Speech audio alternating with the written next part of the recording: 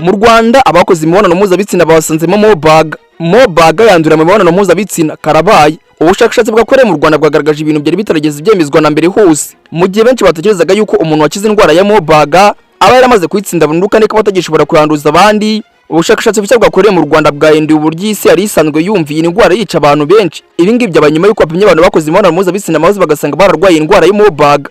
Abahanga mu by'ubuzima bagaragaje ibimenyetso bikomeye cyane byerekana yuko hari abantu banduye Mobaga nyuma yo gukora imibonano mpuzabitsina idakingiye n'abagabo bari barigeze kuyandura ariko nyuma bakaza kuza kuyikira. N'ubushakashatsi bwafashwe nk'intambwe ikomeye cyane mu gusobanukirwa uburyo iyi virusi ishobora gukomeza gukwirakwira nubwo umuntu aba arasezereye mu bitaro kandi ipimo byo mu maraso bigaragaza yuko ayikize. Buno bushakashatsi bwasohotse mu kinyamakuru cya Science kizwi cyane nka Nature Health, aho bwakozwe n'itsinda ry'inzobere ririmo abaganga ndetse n'abashakashatsi bo muri Minisiteri y'Ubuzima RBC ndetse na Kaminuza y'u Rwanda n'ibitaro bya King Faisal Hospital n'izindi nzego zitandukanye z'ubuzima. Abashakashatsi bavuga ko nubwo byari bisanzwe bizi yuko virusi zo mu muryango umwe na Mobaga zirimo nka Ebola zishobora kuguma mu bice bimwe by'umubiri nyuma yuko umuntu yakize, nta gihe na kimwe byari byarigeze byemezwa neza yuko Mobaga ishobora kwandura imibonano mpuzabitsina. Nyamara ubushakashatsi bwakozwe nyuma y'icyorezo kibasiye u Rwanda muri 2024 bwagaragaje ibintu bishya byatunguye abantu benshi nyuma yuko bapimye abantu bakoze imibonano mpuzabitsina bakabasangamo kino cyorezo cya Mobaga.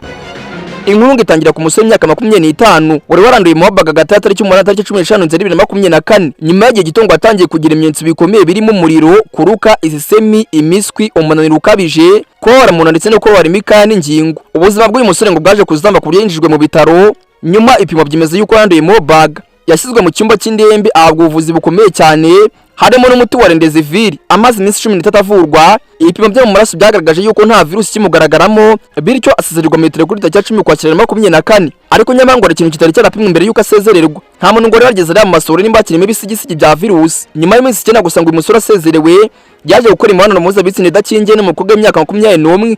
Nyuma y'iminsi mikeya ngo uyu mukobwa yatangiye kurwara agaragaza ibimenyetso bisa neza n'ibya Mobaga.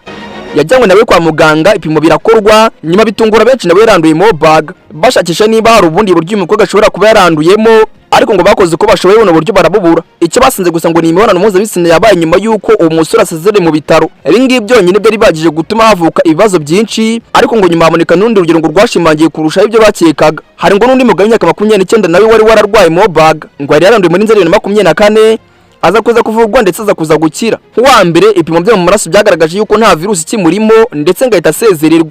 Nyuma yaho gato ngo uyu mugabo yakoze imibonano mpuzabitsina idakingiye n'umugore w'imyaka 29.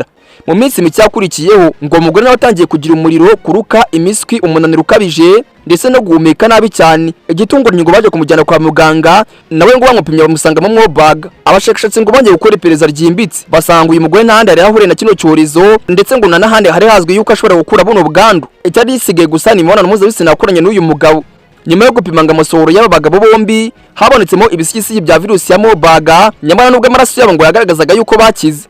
Ibyo ngibyo byatumye abashakashatsi bemeza yuko hari ibimenyetso bikomeye cyane byerekana yuko Mobaga ishobora kwandura imibonano mpuzabitsina nyuma yuko umuntu akize. Ibi ngibyo byafungura urupapuro rushyashya mu mateka y'ubushakashatsi kuri Mobaga. Mu byerezo birenga 15 byari bimaze kubaho muri Afurika, nta gihe byari byageze byemezwa neza yuko iyi virusi yandurira muri ubu buryo. Abahanga mu by'ubuzima bavuga yuko aya makuru ari ingenzi cyane kuko ashobora gufasha ibihugu gutegura neza uburyo bwo gukurikirana abarwayi bakize Mobaga ndetse no kubagira inama z'ubwirinzi nyuma yo gusezererwa mu bitaro. Ubu bushakashatsi kandi bugaragaza yuko gukira kwa Mobaga bitarangirira no kuba amaraso atagigaragaramo virusi gusa, ahubwo hari n'ibindi bice by'umubiri bishobora gukomeza kubibika igihe kinini cyane. Ni isomo rikomeye cyane ryavuye mu Rwanda kandi ngo rishobora gufasha isi yose mu kurwanya ibyorezo bya Mobaga bishobora kuzaza mu gihe kiri imbere. Nkaye ngukora mva yuko kabaye ubwo gukora imibonano mpuzabitsina n'umuntu wanduye Mobaga nawe uhita uyandura direct nta bintu by'imikino. Urumva yuko nta kindi gisigaye usibye gukomeza kwirinda cyangwa se ugakora imibonano mpuzabitsina ikingiye, nawe bitarabyo nawe uzandura Mobaga vuba. Mbabwira nikira gace y'amakuru mwagizweho n'isoko y'amakuru mwateguriye na Obeta muri studio, mwagizweho nanjye mwe Nyabari Obedi nkuko bisanzwe. Mukomeze mugire ibihe byiza.